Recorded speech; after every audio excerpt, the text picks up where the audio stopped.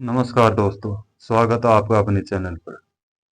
एक गांव में एक किसान परिवार रहता था, जिसमें परिवार के नाम पर दो ही सदस्य थे, पति और पत्नी। पति एक मेहनती और समझदार किसान था। पति जितना होशियार व समझदार था, पत्नी उतनी ही सीधी सादी थी। चालाकी व हेर फेर बिल्कुल भी नहीं जानती थी, बल्कि उसकी एक कमजोरी यह थी कि उसके घर में जो भी बात होती, उसे अपने तक नहीं रख पाती थी। मौका मिलते ही वह अपने अड़ोसी पड़ोसियों और अपनी देवरानी जेठानियों को सारी बातें साफ साफ बता देती थी। उसका पति उसकी इस आदत से बहुत परेशान था। वह उसे बहुत समझाता कि घर की बातें घर में ही रहनी चाहिए, बाहर के लोगों को अपनी बातें नहीं बतानी चाहिए, परंतु वह अपनी आदत से मजबूर थी। उनका घर काफी छोटा था, तो पति ने सोचा कि क्यों न मैं खाली समय में कहीं गांव से दूर थोड़े थोड़े पत्थर निकाल कर जमा करूं, जिससे घर को बड़ा बना सकूं। जब भी फुर्सत मिलती, वह घर से औजार साथ में लेकर ऐसी जगह की खोज में निकल पड़ता, जहां आसानी से पत्थर निकाले जा सके। एक दिन उसे गांव से काफी दूर कुछ पुराने खंडर दिखाई दिए, जिनमें खूब सारी झाड़ियां जमा थी। वहां खुदाई करके काफी पत्थर निकाले जा सकते हैं। यह सोचकर उसने झाड़ियां साफ की और फिर खुदाई करनी शुरू कर दिया। खोदते खोदते उसे जमीन के अंदर एक कलश जैसा कुछ दिखाई पड़ा। उसने कलश का मुंह खोल कर देखा तो उसके अंदर सोने चांदी के सिक्के व आभूषण भरे हुए थे, जिसे देखकर उसे बहुत खुशी हुई। परंतु वह फिर डर भी गया। उसके मन में कई विचार आए। वह सोचने लगा, इस खंडर से धन ले जाया जाए या नहीं, और ले जाऊं तो कैसे ले जाऊं। वह फिर सोचने लगा कि यदि मैं यह धन दिन में यहाँ से नहीं ले जा सका, तो रात में इस वीरान व सुनसान जंगल से अकेले कैसे ले जाऊंगा। किसी पर विश्वास भी नहीं किया जा सकता है।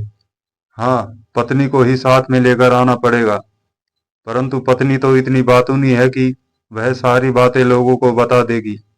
क्या करूं क्या ना करूं की स्थिति हो गई। मिला हुआ धन छोड़ा भी नहीं जा सकता था, और यहाँ से ले जाने में समस्या है। काफी सोचने के बाद उसने इस समस्या का हल ढूंढ ही लिया। दूसरे दिन वह बाजार से कुछ मछलियां व पूरियां ले आया, जिन्हें लेकर वह दोपहर में ही उस रास्ते पर अकेले आगे बढ़ा। रास्ते में एक जगह झाड़ियों पर मकड़ी का बड़ा जाला बना हुआ था। उसने बड़ी अच्छी तरकीब से जाले के इर्द गिर्द मछलियां लटका दी।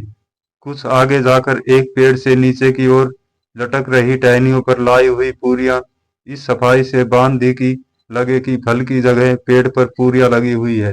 पूरे रास्ते में तीन चार जगहों पर उसने यह कारनामा किया। दोपहर बाद वह घर पहुंचा। उसने पत्नी से तैयार होकर मकान बनाने के लिए निकाले गए पत्थर घर लाने के लिए वहां चलने को कहा। पत्नी ने सवाल किया कि अब तो रात होने वाली है, कल दिन में ले आएंगे। जिस पर पति ने वक्त आने पर वह सब समझ जाएगी की बात कहकर उसे चुप करा दिया। वे अंधेरा होने से पहले ही घर से निकल गए। रास्ते में पति ने अपनी पत्नी को एक जगह लगे मकड़ी के जाले की तरफ देखने को कहा। जैसे ही पत्नी ने जाले की तरफ देखा, तो वह जोर से चिल्लाई, अरे यह क्या, मकड़ी के जाले पर मछलियां फंसी है। पति ने कहा, हाँ, मैंने भी ऐसा पहले कभी नहीं देखा है। कुछ आगे बढ़े तो एक पेड़ पर पूरियां लटक रही थी। उसने अपनी पत्नी को बताया कि वह देख, पेड़ पर पूरियां लटकी हुई है। दो तीन जगहों पर ऐसा देखा तो पत्नी को बड़ी हैरानी हुई। रोमांचित होकर वह बड़बड़ाने लगी, यह तो बड़े गजब की बात है। यह हम कहीं दूसरे लोक में तो नहीं आ गए। चलते चलते पति और पत्नी उस जगह पहुंच गए, जहां पर उसने दिन में सोना चांदी और अशर्फियों से भरा कलश दबा हुआ देखा था। उन दोनों ने खुदाई की और उस धन से भरे कलश को थैले में डालकर घर ले आए। पत्नी रात भर सोचती रही कि इस बात को किसी को बताऊं या न बताऊं। हालांकि पति ने उसे इस बारे में अपनी जुबान पर ताला लगाने को कहा था, परंतु वह तो अपनी आदत से मजबूर थी। उसे रात भर नींद नहीं आई। सुबह होते ही वह पानी भरने गई तो जानबूझकर लंगड़ाकर चलने लगी। सहेलियों ने उससे पूछा कि क्या हुआ, क्यों लंगड़ रही हो। कुछ नहीं कुछ नहीं, ये तो उसने नखरे दिखाए, परंतु औरतें भी कहाँ मानने वाली थी। उसके पीछे पड़ गई। तब उसने भी ज्यादा देर न करके रात की घटना बता दी कि हमें एक जगह बहुत सारा धन मिला है। उसे वहां से घर लाते वक्त यह मौत आ गई है। उस जगह का तो सही सही पता नहीं था, इसलिए जगह का नहीं बता पाई। नज़ारे रास्ते में देखे थे वे भी नहीं बताए, केवल धन का ही बखान करती रही। वे औरतें घर लौटी तो खबर पूरे गांव में आग की तरह फैल गई। आखिर यह खबर राज दरबार तक भी पहुंच गई। राजा ने जब यह सुना तो पति पत्नी को उस धन सहित दरबार में पेश होने के लिए कुछ सिपाहियों को भेजा। पति पहले से जानता था कि यह बात जरूर फैलेगी, इसलिए उसने वह धन अपने घर से निकाल कर घर से थोड़ी दूरी पर छिपा दिया था और इसके बारे में अपनी पत्नी को भी नहीं बताया था, जिसके कारण सिपाहियों को घर में कुछ नहीं मिला। पति पत्नी को ही दरबार में राजा के सामने पेश किया गया। राजा ने पति से पूछा तो उसने जवाब दिया कि मेरी पत्नी झूठ बोल रही है महाराज। अगर इसने धन देखा है तो वहां पहुंचने वाले रास्ते के बारे में भी इसे अवश्य मालूम होगा। पत्नी क्योंकि अपने पति द्वारा ही झूठी ठहराई जा चुकी थी, इसलिए राजा ने कड़क कर उसे सही सही और सिर्फ सच बोलने के लिए ही कहा। तो उसने घबराते हुए कहा कि महाराज, मुझे रास्ते का सही सही ज्ञान तो नहीं है, परंतु मैंने वहां जाने वाले रास्ते में कई जगहों पर झाड़ियों में मकड़ी के जाले पर खूब मछलियां फंसी हुई देखी और दो जगह तो पेड़ पर पुरियां भी लटकी हुई थी। और सुनते ही दरबार में बैठे सभी लोग जोर जोर से हंसने लगे।